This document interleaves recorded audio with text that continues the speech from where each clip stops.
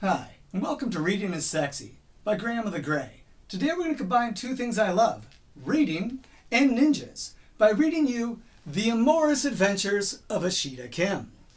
For those that don't know this gentleman, you should find out this is going to get weird. I'm just going to go ahead and say trigger warning for everything, because this is the same guy that told me I could become invisible, dodge bullets, catch arrows, and all kinds of stuff that was just not true. And let's dive right in. But what is The Amorous Adventures of Ashida Kim? The Amorous Adventures of Ashida Kim is the chronicle of his 5th trip to Africa in the service of the Yasudana International of an intelligence operative. I'm not sure that's a sentence. His cover story at that time was being a bouncer in a brothel. These are the tales of the ladies he met and helped during that turbulent period, the scenes, and inside the secret meetings, and how real warriors behave regardless of the venue of their employment. As a first-person narrative, it also provides a certain degree of insight into the mind of martial arts master and soldier of fortune, Ashida Kim. Rumor had it that at one time this property would be a screenplay for the soon-to-be-released motion pictures. And he wanted Patrick Swayze to play him. Just gonna say that right now. So, and he's the one that wrote this, I'm sure. And let it be known that not only have I studied martial arts my whole life, my parents are from South Africa, and this might be a little bit interesting. Shall we begin? If you don't already have some ninja weapons nearby, I would suggest one, and possibly getting a condom or few, because you might get pregnant just by hearing this. Let us begin. Prologue. Spelled, not sure if that's correctly. Surely you realize that we cannot agree to your request, said the leader of the robed and hooded figures. Maybe I should have used a different voice. You are just confirming of a bad relationship and are after revenge. Okay, yeah, we're already starting off bad. Not at all, I protested. I'm not sure what this is yet. Besides, I don't see what the big deal is. I sanctioned this guy. I should be able to take away his sanction. But you know that membership is for life. And he never has been rescinded before, he replied. Ah, but this membership is purely functional. I countered. Part of the sanction I have to authorize schools and instructors. It's not like okay, there's going to be a lot of this. It's not like he is really a member or has gone anywhere or done anything for the club. When we told you that you could not do this because of the interest generated by your books and because of your association with the thuggies, I'm wondering if it's Thugee, which is actually where the word thug perhaps comes from, which was Indian. In India, there were a bunch of people that would garrote and strangle travelers on the road, and that's where the term thug and thuggies comes from. But I don't think he even knows that. I still don't know where we are or who's talking. And I told you that I would take care of it, and this is how I want to do it. The guy is just a bully who grew up to become a wife beater and a child abuser. Now he is running an underage whorehouse and calling it a karate school. Okay, this is why I said trigger warnings. His classes are brutal, and he's not serving the function of our order to preserve, practice, and promote the martial arts, which is why you agreed to let me have this program. Still don't know what's going on. What you say is true. But first, is not our policy to interfere in any actions of any of our members, regardless of how they come to us? And second, is it forbidden to use the art and craft of personal gain or revenge? I can't tell who's talking. It just keeps switching, but I'm not sure. I gain nothing from this action. In fact, I lose a dojo. Nor is it for revenge, because the girl is already lost. It is so that others will not have their lives ruined by this monster, I said. Who are you, young Master Kim, to judge what is a monster? Okay, so I think Kim is pissed off that there's an underage brothel, I think. Our order has existed thousands of years, primarily because we refrain from taking action or trying to direct the lives of others. That doesn't make sense. Did we stop the Japanese from bombing Pearl Harbor? Or Genghis Khan from laying waste to his empire? Or what of the thuggies? Certainly most would consider their use of the way to preserve, although they maintained it was patriotic to rid the land of the British. Okay, so he at least knows who thuggies are. But we did not intervene, because the course of history is already written. We were merely free to participate in it as we choose. Surely, any of these would be greater and more noble motives than simply kicking one member out of our august organization. Your cause is insignificant in comparison. This is weird because like the ninja's whole thing is interfering with the entire world, and here this ninja saying, we don't mess with this guy because we don't mess with the world. Anyhow, he had spoken quietly. Oh, I think I'm finally not reading someone's voice. He had spoken quietly and with great dignity. The others assembled, nodded their agreement for time to time. They sat in a circle around a small campfire, the cool evening breeze stirring the flames, lending an eerie effect to the scene, scattering sparks into the star-filled night sky. Okay. As for the brothels, because remember, we're still in the prologue. As for the brothels, they have existed since the beginning of time. So that is no reason to waste all this time and effort on a meaningless event that won't even be remembered. 100 years from now, didn't you, yourself, say that you had worked as a bouncer in a brothel in Birmingham when you left college? Yes, I did. I think that's Kim. Then obviously you did not learn the lesson that was intended for you at that time. Therefore, we cannot agree to let you banish this member. Then, teacher, I must insist, I said resolutely. And you are willing to engage in ritual combat for this cause? I am. It is my responsibility. Then we shall send you to a place where you shall have that opportunity. And you still require that this action be taken? Upon your return, if you return, it shall be done as you request. But remember, your only true responsibility is to yourself, to be the best person you could be, so that you may set a good example for all. Guided by this truth, sometimes the needs of the many outweigh the needs of the few. Sometimes the needs of the few outweigh the needs of the many. Between these two are the brothers of the Pole Star School, the keepers of knowledge, all knowledge, any knowledge, because at some point, in some part of many, provide an application that will benefit the many, or the few, or all. The meeting was at an end. I think that's the prologue. I'm not sure. I landed in Johannesburg, chapter 1. This is where my parents are from, so I actually have a little bit of connection with this. We also don't know what time period this is. I landed in Johannesburg 2 days later. From the night sky, the city, lit by a web of lights, looked like a giant golden necklace laid on the field of black velvet. Jan Stamtus Airport, I don't think I'm pronouncing that or it's written right, was just as I remembered it from my trip to South Africa in 1989. Okay, we have time period. Andre, one of our agents, and a good friend I'd met several years before, a former kickboxing champion with the martial arts mania promotion, met me at the airport. My friend, he called to me as I cleared customs. We exchanged several greetings, including the recognition signals of codes that made us the brothers of the dojo. Okay, there's like secret handshakes. It indicated that the powers that be had been in touch with him and he knew I was working off a broken heart. Hand signals. He talked about the flight. We talked about the flight, and he filled me in on the mission. He was chief of security at a private club called Yabyum. Yabyum. Red flag right there.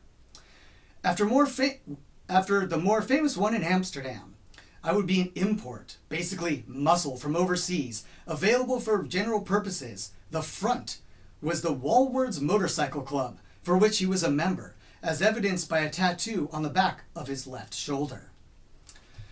Since I'd eaten on the plane a particular meat patty, shaped like chicken but tasting like fish, owing to the fish meal fed to South African chickens, but tasty, we went straight on to work. I'm not even going to get that. Yeah, we're going to move on. We can't stop at that.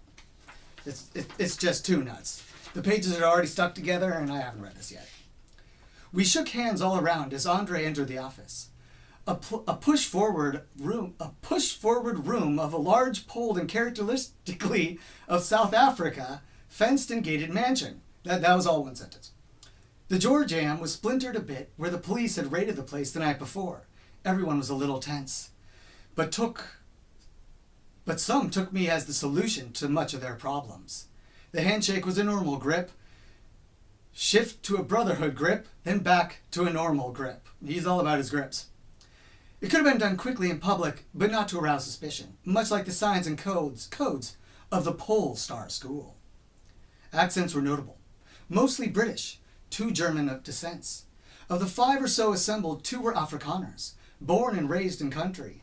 They also spoke Afrikaans, the native language, and we're just going to keep going, and several native dialects by virtue of compulsory military service fighting terrorists along the border.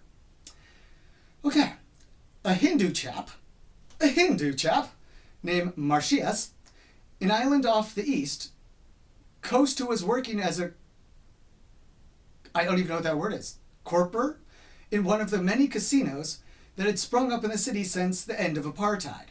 Freddie, a red-haired lad of 20 or so, began the evening. I still have no idea what's going on. Who are these people?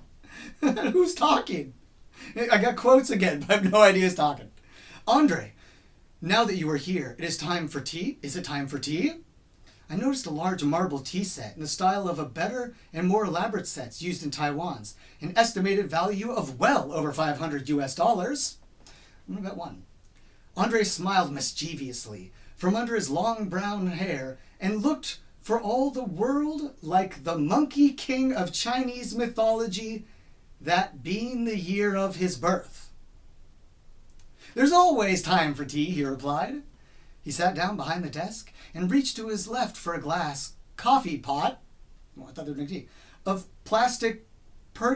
the plastic percolator plugged into an octopus of wires on the outside wall.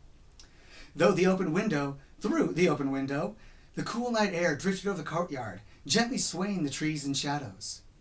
Water, directed the Monkey King.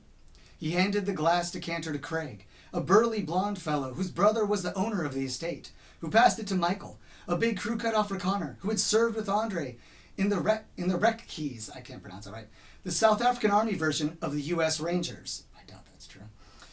Who opened the door for his chair at the right side of the huge wooden desk where perched the tea sat upon the right upper hand corner, and called to one of the black girls outside to fetch the pot and bring water. Yes, that was one sentence. Andre had received the tea, set from one of the many Chinese friends he had made in Johannesburg. There was a strong community there. Some were martial arts contacts, but others had met as the pub patrons. He set about preparing the implements. The tiny gray marble teacups, 6 in all, sat balanced on the lip of a large round slump, used to catch the drain off the good deals of excess water used brewing tea kuan yin, oolong, or black dragon tea. The small pot was not native to the set, but one of the many decorated shelves of the bookcase besides the window were all Chinese in origin and represented a variety of styles. This one was made in South Africa. Clay sent to China, molded, fired, and returned from my friend. Why are we talking about teacups?